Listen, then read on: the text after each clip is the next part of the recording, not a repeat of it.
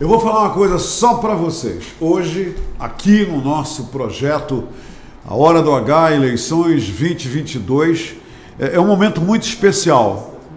É especial pelo seguinte, porque eu estou recebendo alguém também muito especial, muito simples. E o que torna tudo importante do que vai acontecer hoje nessa conversa que eu vou ter com esta mulher, uma guerreira que está na corrida eleitoral para o governo do estado do Amazonas, é a Nair Blair, do Agir.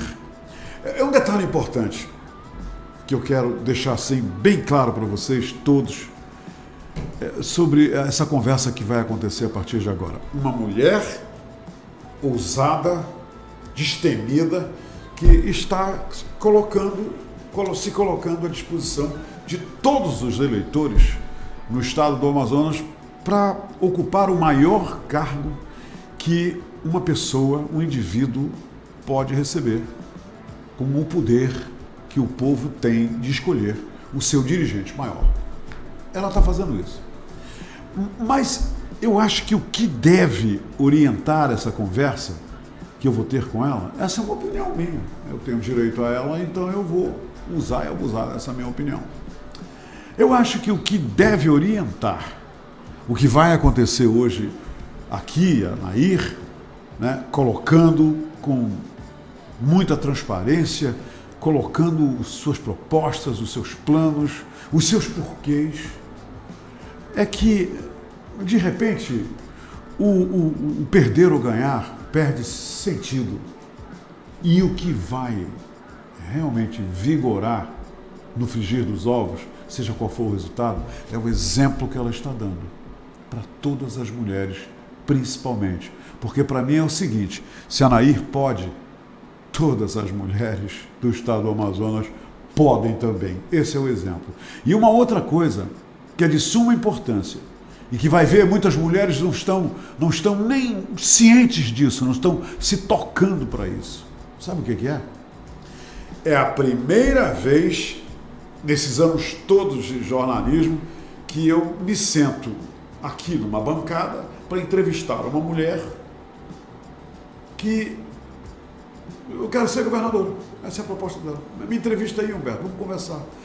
Já aconteceu aqui com uma outra candidata, eu já soube que tem uma outra candidata que é candidata a vice, tem a Nair que está aí para candidata a governador.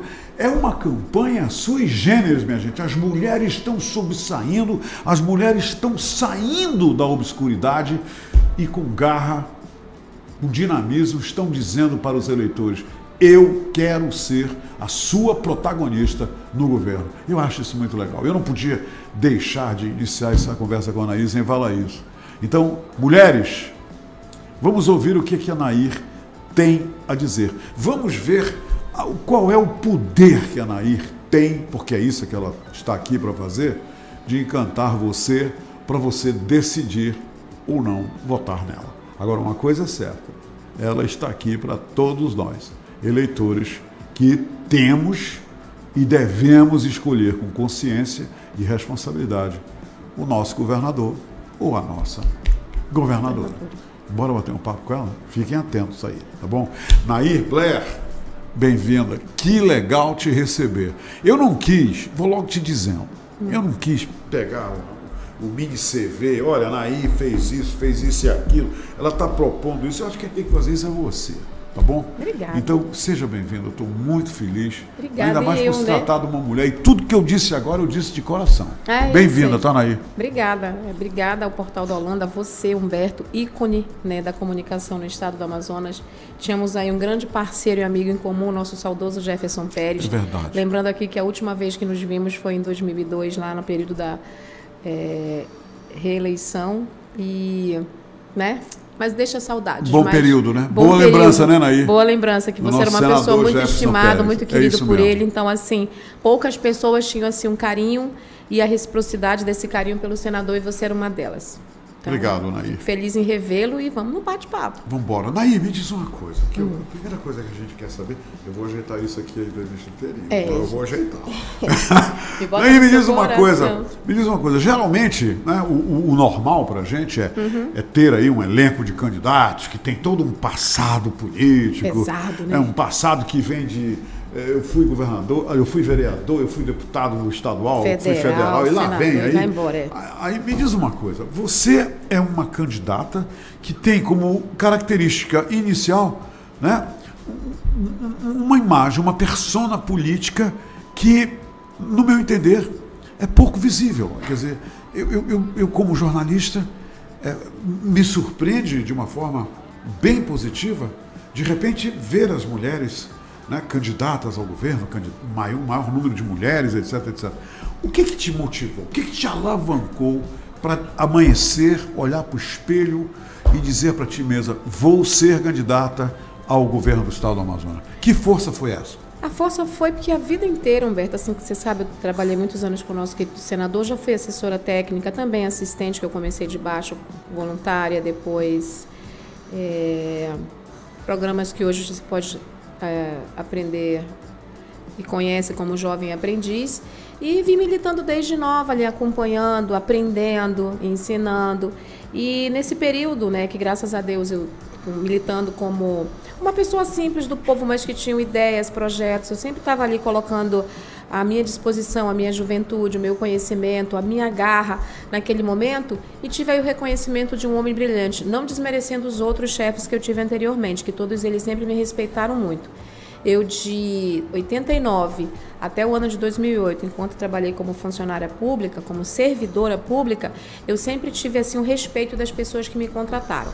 Mas dentre esse, eu não posso deixar de enaltecer o carinho e o respeito do senador Jefferson Pérez, que além de reconhecer meu trabalho, ele me colocou no cargo mais alto no Senado, abaixo do dele, que era assessora técnica, uma pessoa que só perde em escala de competência para os consultores do Senado, que são aquelas pessoas que realmente fazem toda a estrutura legislativa da casa. E através da vida dele, ele deu uma guinada na minha vida, e assim eu não posso deixar de enaltecer a convivência, o carinho, o respeito e o reconhecimento através do gesto dele de me colocar como assessora técnica, que eu me lembro que quando eu fui nomeada, eu estava até grávida da minha terceira filha, e todo mundo dizia, como pode alguém estar grávida com quase 8 meses e estar sendo nomeada? E ele dizia assim, não, mas eu não contratei a mulher, eu contratei a técnica, aquela que ninguém conhece. Lindamente. Lindo. E aí eu falei bem assim, mas senador, as pessoas não entendem, porque o próprio diretor da casa não queria me contratar, porque eu já ia entrar no período, né, de ter o bebê, e logo em seguida eu teria ali que me afastar por conta da licença maternidade. Ele disse, não, eu não contratei uma mulher. Eu contratei um cérebro, eu contratei uma máquina de pensar e fazer projetos. Ela não precisa estar presente fisicamente para resolver o que eu preciso. Eu não conheci, desde 75, quando eu assumi um cargo, antes de ser promotor, antes de ser professor da universidade, antes de ser vereador, senador e novamente ali no momento da reeleição, ele sempre dizia para as pessoas do PDT, da liderança, e para todo mundo que conhecia, eu nunca conheci ninguém que tem uma capacidade rápida, executiva e que seja ágil, então não olhe para a barriga, nomeie, é minha responsabilidade. E assim eu me lembro que eu saí da maternidade, ele chegou, me perdoe dizer esse momento íntimo, né, mas é para contar mais ou menos como é a minha vida. Eu fui ter o bebê e a gente tinha uma pauta que já estava entrando da CPMF, era um assunto muito importante, eu precisava de uma autorização, que eu já tinha trabalhado até eu fui ter bebê meio-dia, porque justamente 8 horas eu tive audiência no Ministério da Saúde. E aí, era uma segunda-feira, então ele chegou no final do dia, e ele disse, deixa para ter o bebê no final, porque eu gostaria de ser a primeira pessoa a lhe cumprimentar quando você estivesse com o bebê. Então eu marquei a cesariana ali para o momento, que já desse para fazer a cesárea, e que quando ele chegasse no final do dia, então ele chegou direto do aeroporto e foi para lá. E eu recebi a esposa dele, a doutora Marli, disse que já não está mais entre nós, juntamente com os amigos ali, e aí eu li com o bebê do lado, naquele momento, parida, né? Aí ele falou, ai, que bom, tá tudo bem, né? O bebê nasceu bem, que bom. Então, Marli, você pode levar o bebê que eu preciso despachar. Aí ela, Jefferson, a Maria acabou de parir, ele disse, eu não contratei uma mulher. É o cérebro, eu não estou vendo ela. E assim, gente, isso não foi uma ofensa. Eu virei para ele, o que o senhor deseja, senador? Ele tal e tal assunto. Aí eu puxei a gaveta, porque antes de parir, eu já tinha feito o procedimento dele. Aí quando ele desembarcou, Eu já entreguei, então não era o meu momento como mulher ali, eu não me coloquei naquela condição frágil, porque eu sabia da minha responsabilidade, que ele iria chegar no final do dia e ele queria aquilo, e era assim, ele tinha uma confiança muito grande no trabalho que eu fazia. Então quando eu entregava para ele, ele fazia esse olhar, né, que a gente fala de olhar de olhos grudentos, de admiração, de respeito e de esperança. Então quando eu entreguei para ele o envelope, que eu abri a gaveta, ele disse assim, tá vendo? É por isso que eu amo essa mulher. E aí depois ele disse, agora você pode ter licença maternidade. Aí eu brinquei, eu falei assim, tá.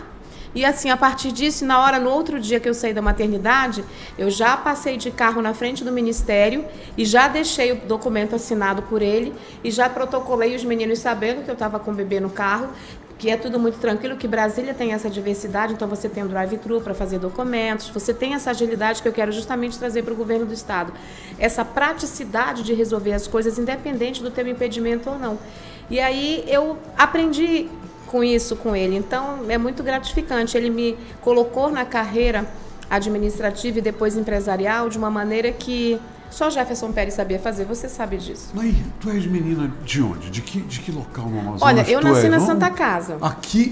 Tu és manauara? Caboquinha mesmo aqui, olha daquela assim. Só. E só não sou mais caboquinha porque não dá tempo. Não dá, porque né? se pudesse, e Deus desse, o cabelo já tinha nascido, era liso pra eu nem gastar com shampoo. Pronto. Já vinha aquela coisa perfeita. Pronto. Mas eu nasci aqui no centro, aí vivi, né, dependendo de cada período da minha vida, minha mãe era funcionária pública, e minha mãe era uma mulher muito prática, muito executiva. Então, normalmente, a gente morava sempre perto.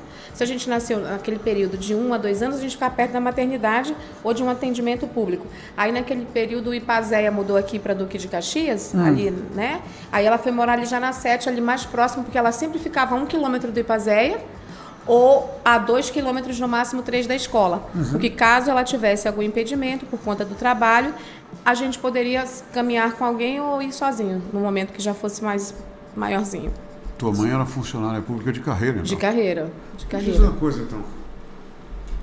E vamos dar uma volta lá no interior? Bora, vamos lá no interior. Lá. É o seguinte, eu quero te prevenir que todas as pessoas que passaram aqui para falar de política, elas até agora, não sei se vai ser o teu caso, acho que não, né? Não falaram bem do interior do estado do Amazonas. Todas elas têm o mesmo discurso. O interior, falta tudo, falta educação, falta internet, falta saúde, falta segurança, falta juiz, por isso falta médico. A situação do interior que colocaram aqui é terrível. Mas não falta fé, né? E a esperança do povo maravilhoso do interior. Mas nós temos no interior mais de 1 milhão de votos. Mais de 1 milhão de votos. Nós temos pessoas, Me diz né, uma coisa, Humberto? por que o interior só recebe atenção no período eleitoral? Pronto, você completou a minha pergunta. E o que você, no teu programa de governo, se você for eleita, de que forma você vai lidar com as demandas do interior do estado do Amazonas? Olha, eu tenho um carinho muito especial, quero até inclusive mandar um beijo ali para o Tapuruquara, que quem não sabe, Tapuruquara foi o primeiro nome dado a Santa Isabel do Rio Negro hoje, que fica ali na região do Alto Rio Negro. Então, meu bisavô, quando veio, né, português, neto de português, que também fazia parte do Exército e trabalhava também, que minha família tradicionalmente já trabalha desde a primeira PM no Brasil. Então, eles já vinham dessa tradição. Eu digo assim que o nosso sangue tem a PM ali. PM, Polícia Militar? Polícia Militar. Então, antes de ser a polícia, era a Polícia Imperial, depois passou para ser a Polícia, né, teve um outro nome que eu não me recordo agora, mas antes de ser a PM, isso há mais de 200 anos, a minha família sempre trabalhou. Então, meu bisavô, ele veio como delegado do Exército para a região do Alto Rio Negro. Então, a minha família, a minha mãe, a minha avó, elas são originárias dessa cidade, que era Tapuruquara, que fica lá na cabeça, né, lá em cima da cabeça do cachorro, que ali onde eles falam ali bem no extremo assim. Sim. Que aí virou Santa Isabel agora, de uns poucos tempos para cá, comparado com o tempo da criação na cidade. Então a minha avó ali, ela era filha do delegado da região, então ela tinha um compromisso estatal ali, era a representação do Estado. Então ela virou parteira, porque não tinha médico. E aí ela se associou na época com o Dom Massa, que era o arcebispo da época, e eles criaram juntos lá a primeira escola, modelo que também era escola e hospital. porque naquela época os salesianos tinham esse hábito de entrarem com estruturas Sim. que mexiam com escolas, eles mexiam com a parte educacional e de saúde.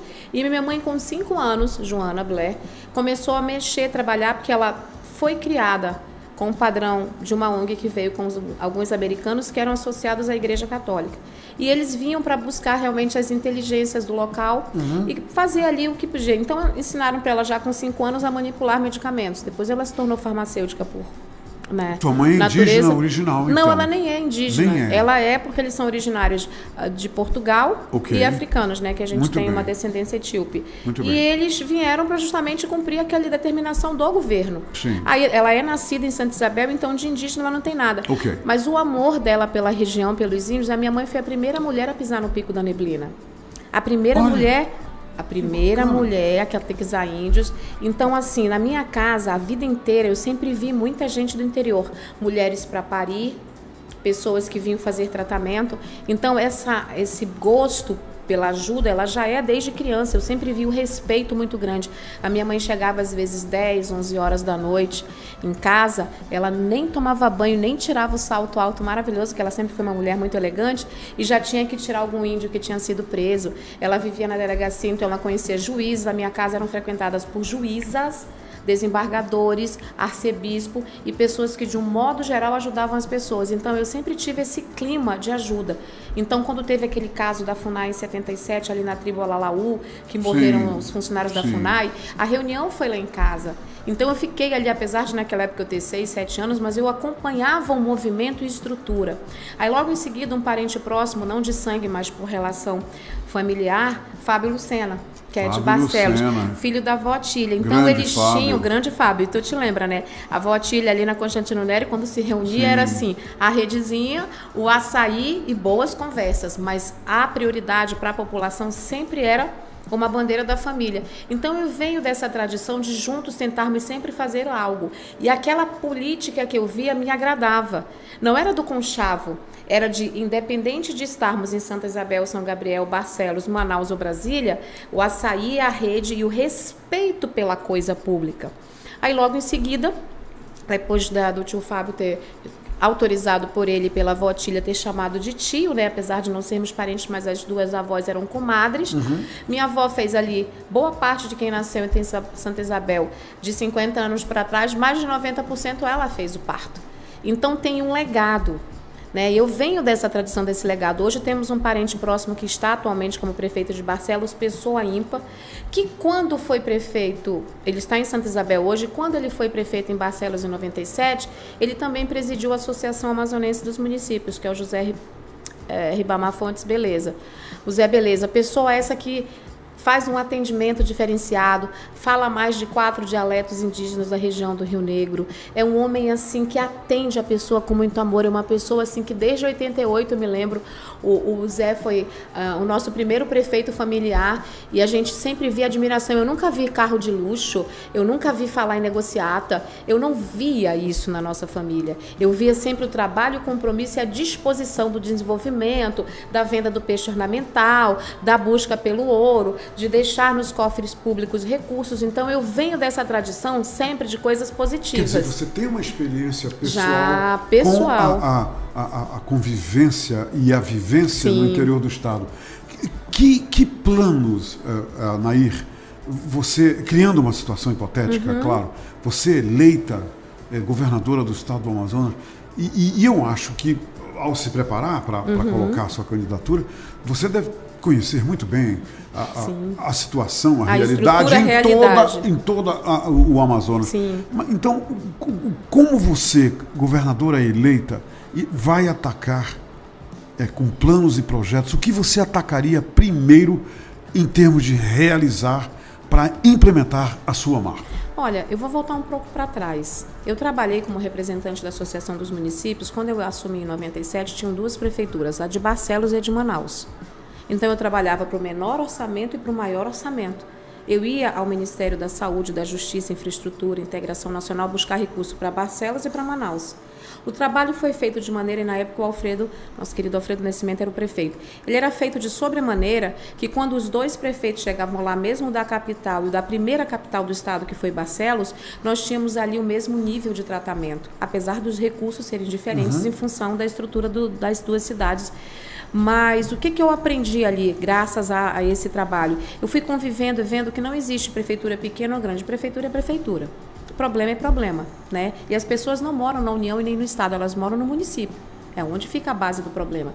E aí nós criamos uma estrutura privada, né? Inclusive com recursos escassos, mas a gente conseguiu ali, eu abri mão inclusive de uma remuneração alta. Naquele período, além da prefeitura, eu representava Parintins, Garantido e Caprichoso. E aí a gente foi trazendo o número de clientes. No ano seguinte, nós tínhamos 48 municípios representados oficialmente pela minha pessoa. E o que nós fizemos ali? Mudamos em 97 ainda a estrutura que tinha na LDO, principalmente no FNDE, de que todos os transportes escolares deveriam obrigatoriamente ser micro-ônibus ou vans. Nós não tínhamos acesso para todo. Muitas prefeituras recebiam dinheiro, porque a instrução normativa permitia que você mandasse o dinheiro para o programa e depois, usado ou não, você teria problemas na prestação de contas. Porque a IN de 97, ela já veio já quase no final do ano. Então, a gente já foi no começo. A gente começou em 95 o trabalho, já estávamos no período de 97, então ali para dar um ajuste do que poder fazer de fato. Eu fui a primeira pessoa a mudar a estrutura do FNDE depois de 18 longos meses, para a gente mudar a estrutura de carros para lanchas, para adaptar o transporte escolar. Conseguimos. Apresentamos 750 projetos no FNDE para as prefeituras diversas, de diversas áreas, e 690 foram aprovados. Que ano foi isso? 97. 97. É, e o Jefferson Pérez, nosso padrinho. Só naquele período ele nos deu, foi a primeira emenda de bancada direcionada para o interior, porque todas elas eram tratadas entre a SUFRAM e a capital, ou para o hospital universitário ou para o EA. O EA, que era, agora é o FAM, né? O A, que era o FAM agora. Atualmente é o FAM. Então, ali, a partir disso, eu tenho várias obras que foram feitas por mim. O primeiro ginásio poliesportivo fora do Rio, São Paulo, fora do eixo Centro-Sul, Centro-Oeste e Sudeste, está lá em Careiro Castanho. Foram R$2 milhões em 97, 1.800.000 e poucos pagos pelo governo. Isso durante a sua gestão na associação associação. Dos municípios. Aí eu consegui fazer 100% das casas, a estrutura de água encanadas em Barcelos. 100% das casas lá tem água encanada porque eu fiz um desenho. Você é arquiteta? Não. Você é engenheira? Não. Mas era o que tinha naquele momento. Eu cheguei na FUNASA e o técnico disse, você tem 2 horas para apresentar um projeto, senão o dinheiro não vai para a conta hoje, vocês vão ficar de fora. Sistema de abastecimento de água é o que nós precisamos. Liguei para o prefeito, muito sensato, beleza, muito sensato. Eu falei, presidente, que era presidente da associação, temos um problema, sistema de abastecimento de água. E ele entende tudo de administração pública. Ele, tantos canos. Qual é a bitolagem do cano? O diâmetro. Tanto de tanto. Eu peguei um papel e... Agora uma régua. Ele desenha aí a estrutura de como é que vai ser a estrutura de saindo da estação que vocês vão montar, e eu peguei a régua orientada por telefone e fiz. Porque antes da instrução normativa, você podia apresentar um projeto ou escrito ou digitado, que naquele momento nem todo mundo faria, ou num papel de padaria. O que valia era justificativa no CIAF para o dinheiro ir para a conta e você fazer. Por isso que naquele momento tinham muitas obras, que elas pareciam elefantes brancos, todo mundo comentava, pegou o dinheiro e não fez a obra, porque não tinha uma estrutura de fiscalização, que foi normatizada com o Tesouro Nacional em 97, que chama-se Instrução Normativa do Tesouro Nacional, que é a IN de 97, que foi justamente nesse ano. A partir dessa data, aí os projetos tiveram que ter plano de trabalho, projeto básico, projeto executivo, o projeto financeiro, todo ali conciliado. Tem uma estrutura jurídica para justamente você ter um acompanhamento devido do processo. Aí eu fiz várias outras situações, desde a reforma ali do bombódromo, que isso foi uma estruturação e uma sugestão vinda da nossa parte, desde a liberação de recursos, consegui bastante financiamento para Garantido e Caprichoso, fora aquilo que a Coca-Cola já dava. Então eu venho trabalhando nessa experiência. Depois, a liberação, o governo na época já mudando, era o então candidato concorrente meu. Você é uma boa captadora de recursos, então. Sim, eu tô além disso, isso. Captei recursos, né? inclusive fiz um curso de especialização no Senado com o TCU para captar recursos, fazer projetos, elaborar projetos e executar. Então vamos fazer uma coisa. Vamos chegar em Manaus, vamos sair do interior, vamos voltar para Manaus, porque a governadora vai estar baseada aqui em Manaus. Mais ou menos, metade do tempo aqui, eu estou vendo aqui na tua lá. cola, metas integradas. Me diz uma coisa, aqui em Manaus, o povo, e isso aí eu leio todo dia, primeira coisa, na crista da onda, a falta de segurança. Total. A segunda coisa, problemas com a educação. Terceira coisa, o transporte público não sai da pauta de problemas na cidade de Manaus. Vamos pegar esses 3 itens. Bora. Blair, me diz uma coisa. O que na sua cola você tem aí para oferecer, para convencer os eleitores de que essa situação finalmente vai ser mudada? Porque até hoje é o seguinte, sabe qual é a impressão que eu tenho? Eu vou te dar a minha impressão, para enriquecer a minha pergunta. Parece assim, de 4 em 4 anos, cada um faz um pedaço. A solução, né? Aí o outro remenda. Aí acabou o 4 ano, aí vamos fazer mais um pedaço.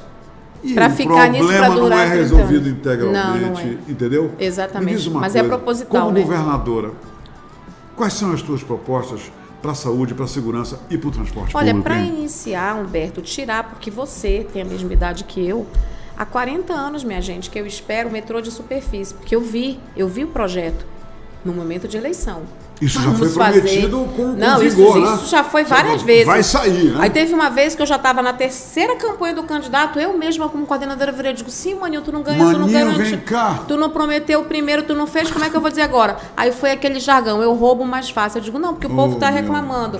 Então eu venho desse processo de cobrar, dizer, sim, você se perdeu, você disse isso na primeira eleição, passou mais 2 isso, passou mais 2 isso, e a gente está o quê? Você está me induzindo a mentir para o povo, porque eu sou eleitora, eu sou o povo. Sim.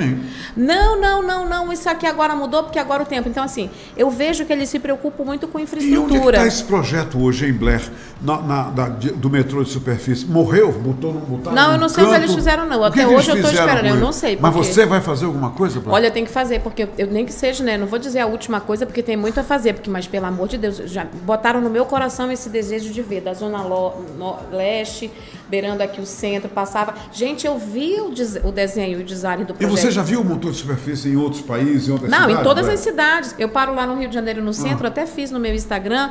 Eu fico olhando e digo, gente, mas é só um trilhozinho, esse negócio em cima, eu não estou entendendo. Como eu trabalhei na Copa do Mundo e trabalhei para a FIFA, eu conheci a empresa, que inclusive é a mesma que tem o metrô em Singapura, que é movido a ar. E ela é aqui do sul do Brasil, só que ela não consegue vender nada no sul do Brasil. Ela é referência em Singapura em transporte de massa, ela é referência na maior cidade, melhor cidade hoje da Ásia, e ela não pode ser feita aqui. Quer dizer que o metrô de superfície é execuível, é possível se construir. Além de ser execuível, não é o que ele está no meu plano de governo. Eu te digo como exemplo do que eu vi, do que eu esperei a vida inteira. Uma das ideias, como esses parques temáticos estão fazendo agora, eu espero sinceramente que saia, porque isso aí eu estou escutando desde 92. Esse projeto foi inclusive feito pelo Arthur Vigílio. Esse projeto hoje, ele foi feito em 92 e estava inclusive como entregue pelo então prefeito de Manaus, que assumiu em 89. Então, assim, eu também vi isso Esse lá. projeto do Niemeyer, é esse que você está falando? Hoje lá é do Niemeyer, mas exatamente, mas isso aí já era um projeto lá atrás, antigo. Porque eu vejo sempre algumas coisas ressuscitando. Aquilo que dá certo eu acho perfeito, mas eles realmente trabalham a cada 4 anos, eles não têm compromisso de governabilidade, não há uma governança, não há uma coerência para começo, meio e fim. Vindo para cá eu vi 2 ônibus parados, agora. Há algum tempo, confesso que eu não via, mas voltei a ver, vi 2 ônibus parados e as pessoas na rua olhando para o horizonte. Como se a gente estivesse no século passado, igual há 50 anos. Essa questão do transporte público, Blair, você já se debruçou sobre essa questão? Muito. Inclusive, todos os dias que Deus deu, quando a gente pega um horário de rush, a gente faz um contrafluxo. Eu me lembro bem que quando Marise Mendes, que eu fui trabalhar com ela com 15 anos como assistente voluntária, eu dizia para ela, olha, precisamos Marise Mendes é irmã do Amazonino, né? Uma querida. Que Deus a tenha, e assim, muita saudade. E o que eu falava para ela? Eu falei, olha, doutora, a gente tem problemas de cálculos estruturais, porque hoje nós temos aí, em média, 2 carros por habitante. Na medida que a gente vai crescendo o número de habitantes, vai crescendo o número de carros. E ela, de onde tu tirou isso? Eu digo, eu li porque eu faço IBEU naquele momento, e eu li sobre isso na Times, na revista Times, que ela falou uma nota sobre a Amazônia, que apesar de sermos na floresta, ela, você está lendo a Times? Eu digo, tô. Não tinha nada de internet Sim, naquele tempo. sim. Eu tenho que ler revistas, eu vou pegar revistas de política, eu leio a Times, eu leio a Seventeen, que é uma revista como a Capricho, de adolescentes. Eu leio também o Herald Tribune, que é um jornal, né, de circulação inglês. Então eu fico ali me antenando para pegar os movimentos, até porque é matéria da escola. Claro. E eu via com aquilo o seguinte, que não há um planejamento a médio e longo prazo, Humberto. Eles fazem o seguinte, obras impactantes, para terem acordo com as empreiteiras, com as construtoras, criam gigantes estruturas, mas eles não se preocupam. Como é uma estruturas, jogada? Eu não sei se uma jogada ou uma questão de sobrevivência, porque é onde eles tiram um fluxo de caixa melhor, né? Eles botam ali um determinado grupo de pessoas trabalhando, fecham os acordos com as empreiteiras, que são as financiadoras das campanhas, e aí a pessoa acha que realmente está fazendo. É importante a infraestrutura? Sim, muito importante. Mas eles não fazem nada contínuo para que depois da infraestrutura as pessoas usuárias do sistema... E o lance da solução de continuidade, né? Exatamente, não tem. E é preciso que seja feita uma quebra de paradigma e que a partir de agora, quer seja eu, quer seja qualquer governante que entre, acho pouco provável que qualquer um deles, eu até desafio, tenha a mesma capacidade de vida que eu tenho. Porque as minhas propostas, elas são exatamente do que eu já vi, do que eu já convivi. Eu sei exatamente quanto tempo tem uma prioridade de uma maternidade, quanto tempo a gente pode fazer uma creche, se tem dinheiro, se não tem. Inclusive ontem no outro portal, a pessoa ficou me inquirindo que não daria tempo. Dá tempo sim se nós associarmos a tecnologia.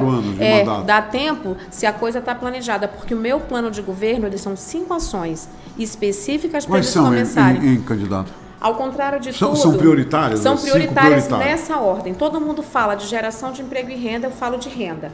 Porque sem alimentação, sem eu tirar você da rua, para eu atingir o item segurança, que vai ser o penúltimo, eu não tenho como resolver.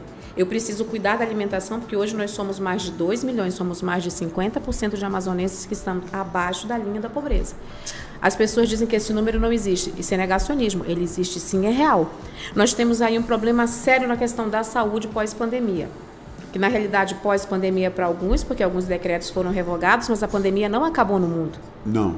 Né? E as sequelas são eminentes. Nós temos a questão de educação, porque nós estamos há 3 meses para acabar o ano. As pessoas estão fazendo política agora, esquecendo que no final do ano, logo após a diplomação, logo após a posse, tem o período escolar que se inicia. Cadê os uniformes? Cadê o material escolar? Cadê as escolas reformadas? Eles não se programam. A gente vai sair do verão para começar o inverno. Cadê a programação no ano anterior? Porque se as escolas precisam estar reformadas a partir do carnaval, para que as crianças possam acessar, por que eles esperam para começar a reformar supostamente no próximo verão? Porque realmente fica inviável você pintar. Mas por que eles não se programam um ano antes? 3 anos e meio, Humberto. 3 anos e meio para conseguir um projeto básico para poder fazer a pavimentação em 100 quilômetros da N010? Isso é inadmissível. Isso é incapacidade gerencial. Não é possível. Nós temos capacidade técnica no Estado. Eu nasci aqui. Eu me formei aqui, eu sou de escola pública, eu me especializei aqui antes de ir para Brasília ser sucesso na minha vida. Eu não fui trabalhar com Jefferson Pérez porque eu era parente ou amiga, eu fui por capacidade técnica, porque eu conseguia fazer um trabalho no interior, apesar de não ter internet, em tempo hábil, que a gente pudesse ali... Quando tudo era mais difícil, né? Quando era mais difícil, imagina agora. Como é que um governo, hoje, se você quiser, Humberto, qualquer criança, adolescente, eu estudei na escola aqui no centro, se eu quiser hoje pegar um atestado comprovando que eu fiz a primeira série nessa escola e buscar as minhas notas para vocês verem que eram sempre 10, gente. Eu me orgulho muito disso. Eu vou ter que ir lá, solicitar, preencher um formulário, 7 dias eu volto. Como já passaram mais de 40 anos, pouco provável que esses arquivos estejam disponíveis dessa maneira. Concordo. E cadê a digitalização? Por que a gente chegou no drive-thru, pagou, compra, pede aqui, passa ali para comer rápido entre uma reunião e outra, e a gente não tem essa agilidade, essa tecnologia associada à capacidade gerencial para facilitarmos a vida do usuário? Blair, me diz uma coisa. Eu não posso deixar você sair daqui sem abordar um tema que me fascina e que, ao mesmo tempo, tem me incomodado muito nos últimos anos. Turismo. Manaus é uma cidade que está na prateleira do desejo de viagem de milhões de pessoas no mundo inteiro. A Amazônia está também no inconsciente das pessoas em todo o mundo. Por quê? Na tua opinião, o turismo daqui não deslancha, o turismo está sempre na condição de potencial e governadora do estado do Amazonas. o que é que a Nair Blair propõe para o turismo, para alavancar finalmente o turismo de uma região abençoada por Deus, com tantas belezas naturais, além das nossas belezas arquitetônicas, Sim. tendo o Teatro Amazonas como o maior de todos os ícones. Exatamente. Fazer o que eu fiz com as outras ações. Fazer com que o mundo saiba quem é a Amazônia. Eu me lembro que uma vez eu encontrei casualmente dentro de um parque na Dinamarca a princesa Mary, que será a futura herdeira do trono dinamarquês. Eu conversei com ela 2 horas, porque os nossos aviões estavam abastecendo. Eu sou dessa, gente. Antes do Eduardo Braga se meter na minha vida, eu tinha um outro nível de vida, mas isso faz parte do passado. Não entendi esse comentário, mas um dia eu vou saber. Vai saber. Antes do Eduardo Braga se meter na minha vida, exatamente. Eu tinha um outro nível de vida. Okay. Então, conversando com ela, em 2 horas, eu já convidei ela para vir. E ela ainda disse, vim no Amazonas. Venha conhecer o Amazonas, falou pra ela. Já falei, vá para Manaus. Ele é diferente, o ar, a água, o ar, a natureza, porque, gente... O que ela te disse, Berta? Veio. Ela veio, ainda disse mais. Quem lhe indicou? Ela disse, uma amiga minha que é brasileira e que nasceu aqui. Eu falei, pô, ainda me chamou de amiga. Lindamente. Linda. Assim, o que eu quero dizer com isso? Não é para me aparecer, gente, me entendam. É fácil trabalhar quando se sabe. Eu já trabalhei para o governo brasileiro para fazer com que o Brasil tivesse a capacidade de atender as diretrizes que a FIFA solicitou. Então, tecnicamente, para você trabalhar no mundo uma marca, principalmente a marca Amazônia, você não precisa de muita gente. Você tem que fazer como a Bahia. 2 pessoas, Humberto, eu conheci, eu fui em feiras em Nova York, eu fui em feiras em Milão, eu fui em feiras de tecnologias, eu fui em feiras de armamento bélico no mundo, de Bratislava a Israel, tinha sempre 2 mulheres lá da Secretaria de Salvador da Bahia Tursa. Que eu já dizia assim pra ela, mana, toda vez eu te encontro. Eram 2 senhoras técnicas, com 2 fitinhas do Bonfim. Ela chegava em todos os eventos e feiras internacionais e botava 20. Conheça Salvador. Venha pra Bahia. Gente, eu fui mais de 2 anos, eu encontrei essas mulheres em todos os grandes eventos do mundo. Não falta um, né? O Carnaval de Salvador chegou um tempo que era 90% só turistas estrangeiros. Porque a divulgação, com 2 fitinhas do Bonfim. Eu falei, que estratégia maravilhosa. 2 técnicas, mas elas viajavam o mundo inteiro representando a Bahia. Questão de estratégia. Chegou um ponto que eu fui contratada pelo Conventions Bureau do Rio, porque no Réveillon do Rio estava tendo uma evasão de 2 milhões de turistas para Salvador.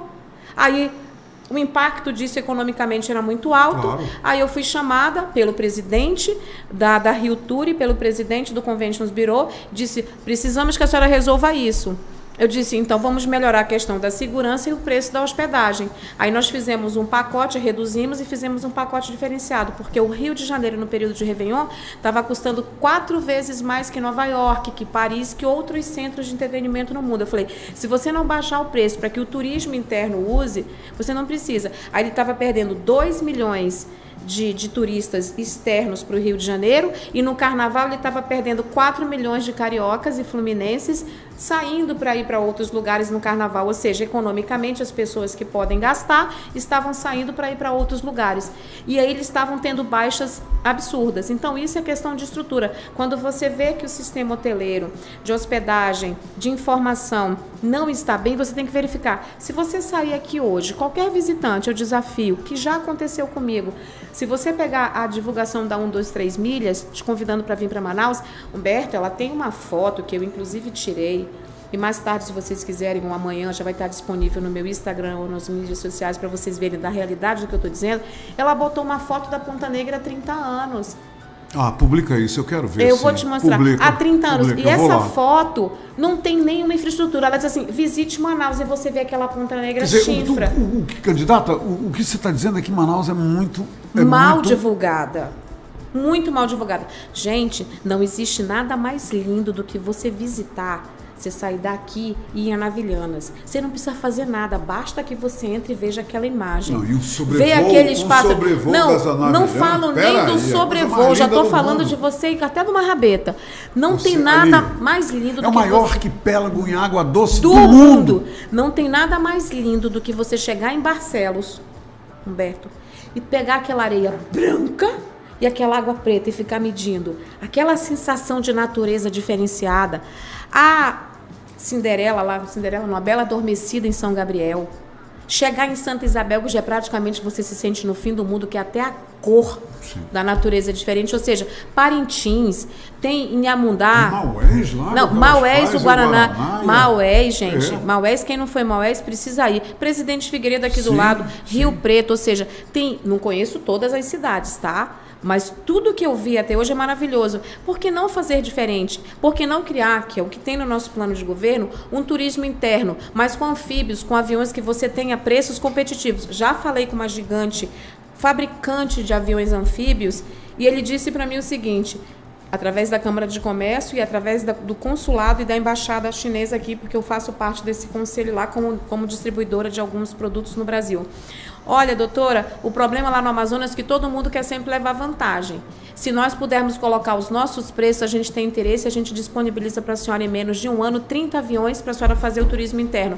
Então, temos como fazer, há possibilidades e a gente sabe. E você eleita, você vai fazer? Na hora. Me diz uma coisa, eu tenho duas coisas para te confessar. Uma que eu fui para Santa Isabel e pousei lá de um avião anfíbio. A outra coisa que eu quero dizer, não me perdoe, eu tenho que corrigir isso. Eu não conheço Barcelos, mas eu vou. Primeira é um pecado. Sim. É um pecado. Maravilhosa. Me diz uma coisa, candidata Nair Blair. Me diz uma coisa. Coloca um pouco para a gente sobre a questão da segurança no teu governo. Manaus é uma cidade, infelizmente eu digo isso com dor no coração, uma cidade insegura, é uma cidade na qual as pessoas entram lá no ônibus e não sabem se vão levar o celular de volta para casa, porque está aumentando o número de assaltos nos ônibus em Manaus. Acabou, não se discute. Tá tudo Me diz uma coisa, que plano de governo você tem para a gente fechar esse nosso encontro para a segurança? E você concorda? Tu te sente seguro em Manaus, em Blair? Eu me sinto segura porque eu tenho fé no Senhor. Mas todos os dias, inclusive essa noite, eu nem dormi direito porque eu estava um pouco em oração, porque eu moro no centro. E ali no centro, depois das 6 horas... A barra é pesada. Ali no centro, depois das 6 horas, então essa noite, eu não sei que tipo de violência ocorreu, porque eu não abri da janela dessa vez, porque toda hora que tem uma confusão, eu abro a janela para salvar os meus moradores de rua, que eu fico, sai daí, não briga não, eu moro no terceiro andar e eu fico tirando eles da confusão. Só que essa noite o grito foi tão violento que com desespero, e eu vi que era uma voz feminina, eu achei que se eu abrisse a janela, eu poderia ver uma cena desagradável. Essa noite é ontem à noite, né? Foi agora. Você é bem amazonense. Essa noite foi ontem à noite, né? Foi hoje, essa noite. Essa noite. Eu sou mesmo, né? Isso é não, eu tô, porque tem gente de fora nos vendo aí. Não, aí tu pessoal, fala, essa noite... essa noite, que foi de meia-noite pra cá. De meia-noite pra cá. Pronto. E aí o que ocorre? Imediatamente tirar todos os moradores de rua da disponibilidade do narcotráfico. Não existe. Se eu estou colocando a mão de obra, deixando disponível sem fiscalização, a tendência é aumentar por conta da fome. Sim. Tira 100% dos moradores de rua. Será proibido estar com crianças a partir de 18 horas na rua. Isso é um plano do seu governo? Tem que ser. Isso não é nem um plano, isso é uma obrigação como cidadã, como mãe, como mulher. É inadmissível. Eu conheço, não posso dizer que todos os meus amigos, são pessoas amigas que eu conheci moradores de rua. Entendam, gente, não existe morador de rua. Existem pessoas que estão vivendo na rua. É diferente. Ninguém resolve morar na rua. Você é colocado nessa situação, sabe? E com a pandemia isso se agravou. Então, na frente de onde eu moro, eu vejo descaso, eu vejo coisas graves. A única coisa que eu faço é conversar, conscientizar e ajudar. Aí o que a gente faz no revezamento? Não tem nada a ver com política. Eu e uma outra empresária, que não é daqui, que é de Roraima. Tu vai dormir aonde hoje, mano? R$30 ali, tá? Então hoje tu dorme no hotel, tu fica aqui. A gente vai revezando para que alguém consiga dormir quando eles estão exaustos. Sim. A gente paga para eles dormirem R$30 para eles pelo menos terem lugar para tomar banho e por aí vai. Mas tem eu e mais uma empresária. E hoje eu estava lendo uma palavra que dizia o seguinte: você faz o bem, o outro faz o bem, juntos faremos milhões. Então eu preciso do seu apoio, do seu voto para que a gente possa mudar nossa realidade agora. Eu não tenho programa e proposta, eu tenho compromisso, Humberto, de fazer a diferença na vida das pessoas. Blair, nosso tempo acabou, mas que pena. Puxa vida, eu também acho. Gente, eu também acho. Mas eu quero te pedir uma coisa. Está à sua disposição. Tem aí milhares de mulheres que estão lhe vendo agora. Isso é uma coisa que eu tenho absoluta certeza. Eu gostaria que você se dirigisse a todos os eleitores no Amazonas. Em todos os municípios nós estamos sendo vistos nesse momento. para ficar só aqui no Amazonas. Está aí essa Câmara à sua disposição para você entregar com o seu carinho aquilo, a sua demanda para todos aqueles que estão vendo você agora. Cara, querida mulher, né? E aqueles que nasceram de uma mulher, ou então seja, nós somos a maioria. A você mãe, a você mulher, a você trabalhadora, a você funcionária pública, a você empresária, a você menina de rua, menina que está na rua, a você que está nos presídios, a você que está desassistida, mesmo tendo marido ou não tendo, mesmo tendo uma família ou não tendo. A nós, todos nós humanos, vamos nos unir. Nessas pequenas folhas aqui estão a solução para que a gente saia da miséria, para que a gente saia da desmoralização e para que você, profissional, como o da Bionorte, que tem mais de 200 teses que poderiam ter sido usadas, não teve o privilégio de fazer. Me dê a oportunidade de fazer a diferença na sua vida com a experiência que eu tenho. Eu tenho capacidade de administrar em 3 meses o que essa gente, me perdoe a forma de me expressar, o que essa gente não fez por você e não fez por mim em 40 anos. Nós podemos mudar a nossa história, do contrário, nós pereceremos. Estamos apodrecendo, estamos envelhecendo, estamos abaixo da linha da miséria. E assim, abaixo da linha da extrema pobreza, eu preciso do seu voto, dessa conexão do meu coração com o seu coração, da minha disposição, sabe? A te ajudar, a te servir. Eu não tenho outra meta a não ser poder fazer para você diferença. Você pode estar se perguntando qual a sua diferença para os demais, Nair? Compromisso. Porque eu também sou vítima como você. Eu estou aqui por uma missão. Meu coração gostaria de estar aqui sim, porque eu planejei a minha vida que eu estaria aposentada com 50 anos e iria voltar para Manaus com bastante recurso para ficar com a minha redezinha pendurada ali só tomando chibé, porque eu gosto muito. Só que agora eu não pude me aposentar. Mas eu voltei para cá, não aposentada da forma que eu planejei, mas eu voltei com conhecimento, com uma bagagem alta e com muito amor no coração. Amor esse que em 8 anos eu não pude mais voltar para casa e ver meus filhos por causa desse cidadão que hoje é meu concorrente, esse cidadão que espanca a mulher, desse cidadão que não respeita as suas filhas, desse cidadão que não respeita o dinheiro público, porque andar com 3 milhões no braço para dizer que é rico, é muito fácil. Eu quero ver você pegar esses 3 milhões e transformar em comida para as pessoas. Pegar o dinheiro de carros importados, de plásticas maravilhosas, de joias caríssimas que as suas mulheres, filhas, não só dele como dos demais usam, né, das suas mansões faraônicas e transformar realmente isso em benefício para a população. A todos nós temos o direito de melhorarmos de vida, só que só aqui a exploração com o dinheiro público faz com que essas pessoas saiam de médios empresários para magnatas milionários no mundo, porque eles não gastam, minha gente, o dinheiro aqui não. Aqui ele só vem de 4 em 4 anos. O dinheiro é gasto nas Bahamas, em Paris, o dinheiro é gasto nos espaços mais caros do mundo. Boa parte deles mora em Miami, só vem aqui disfarçadinho a cada 15 dias para dizer que está aqui quando vem. Então, na dúvida, me bote no seu coração, Nair Blair 36, Amazonas chegou a nossa vez. Muito obrigada, Humberto. E eu agradeço também a sua presença aqui, que bacana que você veio. E volto a dizer o que eu disse na abertura da nossa conversa. A questão, e isso é para este jornalista, que teve a honra de entrevistar você. Muito obrigada. A questão aqui tem muito a ver com, além do perder ou ganhar, mas o exemplo que você está dando para todas as mulheres de que se eu posso, tu pode. Podemos. Eu achei muito legal isso, você como diz os bacana amigos, para a candidatura. A campanha lá do Barack Obama, né? Yes, we can. Sim, nós podemos, queridas. Sem dúvida. É isso aí. Boa sorte. Obrigada. Tá, e que as pessoas tenham entendido a sua mensagem e, em troca, né, em retorno, a mensagem dela, que você consagre o nome dela nas urnas, porque só assim nós poderemos evidenciar na prática tudo isso que ela colocou como uma proposta, uma oferta para mudar o que está aí para melhor. Amém. Né? Amém. Não é não? Não é mania. É maninho. Então, minha gente, por hoje é só. O nosso projeto Eleições 2022 continua. E a gente, ao longo da próxima semana, vai trazer os outros candidatos que ainda não vieram aqui. Pode apostar nisso, tá?